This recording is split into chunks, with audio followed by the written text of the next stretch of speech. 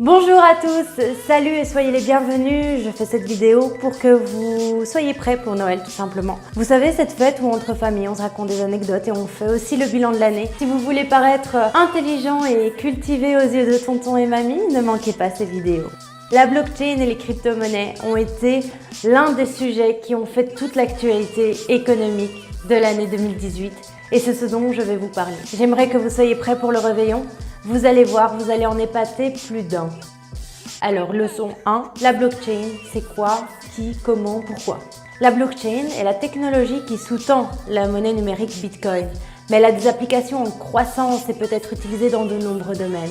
Elle a suscité beaucoup d'intérêt dans les cercles technologiques et au-delà en raison des possibilités qu'elle ouvre dans le service financier, le secteur public et bien d'autres. Mais attention, ne pas confondre blockchain et Bitcoin, ça n'a rien à voir les gars. Le Bitcoin est implémenté en utilisant la technologie blockchain, tandis que la blockchain peut être utilisée dans des contextes beaucoup plus larges que le Bitcoin.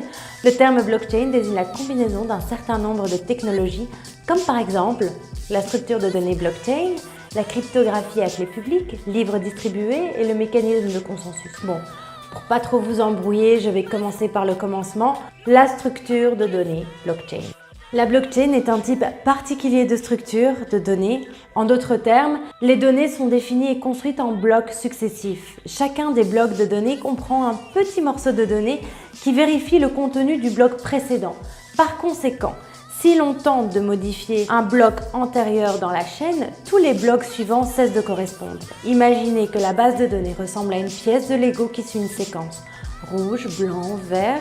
Si une modification est apportée au deuxième bloc, rouge, vert, vert, blanc, le reste de la séquence changera. Le système qui maintient la blockchain sera capable de détecter et rejeter la tentative de modification et c'est ce qui rend la blockchain difficilement hackable.